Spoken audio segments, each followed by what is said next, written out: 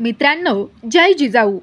एकीकडे गरिबांची लग्न जुळत नाहीत म्हणून सर्वच जण परेशान आहेत। श्रीमंताची लग्न ही चांगली स्थळं, चांगले स्थळ त्यापेक्षा चांगलं स्थळ अशी करत करत त्यांचं लग्न जुळण्यातही अडचणी येतात आणि या सर्व प्रकारातून लग्न का जुळत नाहीत ही गोष्ट समजून घेण्याऐवजी आपण रेडीमेड संस्कृती स्वीकारलेली आहे आणि त्यातूनच प्रसार माध्यमातून येणाऱ्या जाहिराती आपल्याला भुरळ घालत असतात।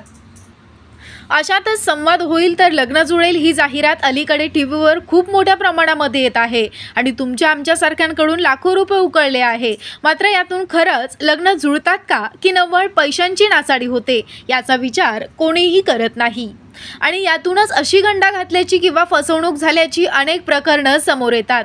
काही पूजागर होतात तर काही समाजासमोर येत नाहीत। फसवणूक होऊ नये यासाठी मराठा लग्न अक्षदा सातत्यानं समाजामध्ये समुपदेशन व प्रबोधन करण्याचं काम करत आहेत। तेव्हा कुठलाही व्यवसाय नाही। आपण हे चॅनल सबस्क्राइब केलं नसेल तर ते चॅनल इतरांनाही सांगा, शेअर करा। याबाबत घडलेल्या सत्य घटनाबाबतची ही माहिती।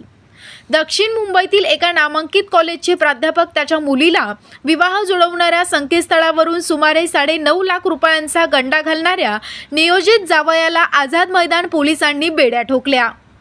सचिन शिंदे असं अटक करण्यात आलेल्या तरुणाचं नाव आहे। आपण मोठे व्यावसायिक असल्याचं भासवून त्यानं या मुलीस विमानतळ प्राधिकरणामध्ये नोकरी लावण्याचं आणि तिच्यासोबत लग्न करायचं प्रलोभ दाखवून पैसे उकळले होते। त्यानं अशा रीतीनं अन्य तरुणींना देखील फसवल्याची शक्यता पोलिसांनी व्यक्त केली। मुंबई येथील एका प्राध्यापकानं आपल्या मुलीच्या विवाहासाठी एकत्र संकेतस्थळावर नोंदणी केली। यांना मुलीसाठी विवाह जुळविणाऱ्या संकेतस्थळावर सचिन शिंदे नावाच्या तरुणाची प्रोफाईल आणि फोटो आवडला। हॉटेल व्यावसायिक असलेल्या सचिनचं स्थळ त्यांच्या मुलीला देखील पसंत पडलं। सचिननं रिक्वेस्ट स्वीकारल्यानंतर दोघांमध्ये मोबाईल क्रमांकाची देवाणघेवाण झाली आणि त्यानंतर दोघेही चॅटिंग करू लागले। मुलीला चांगली नोकरी मिळवून देण्याची विनंती या होणाऱ्या जावयाकडे केली। विमानतळ प्राधिकरणात चांगल्या वेतनाची नोकरी असल्याचं सांगून त्यानं टप्प्याटप्प्यानं 9,89,000 रुपये वेगवेगळ्या बँक खात्यामध्ये ट्रान्सफर करून घेतले। प्रत्यक्षात नोकरी मिळवून न देता आणि लग्न देखील न करता तो गायब झाला। या प्राध्यापकाच्या तक्रारीवरून आझाद मैदान पोलिसांनी त्याच्या विरोधात गुन्हा दाखल केला।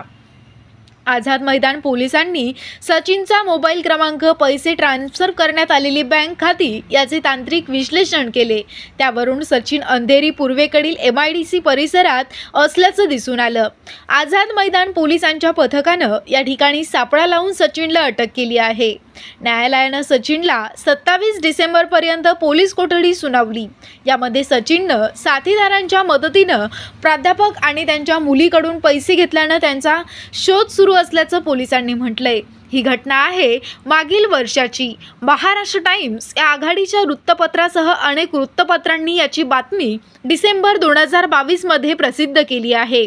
मात्र अशा बातम्या किंवा घटनांमधून आपण बोध घेण्याऐवजी केवळ विरंगुळा म्हणून वाचतो आणि दुर्लक्षित करतो। त्यामुळे समाजात फसवणुकीचे प्रकार सातत्यानं वाढत आहेत।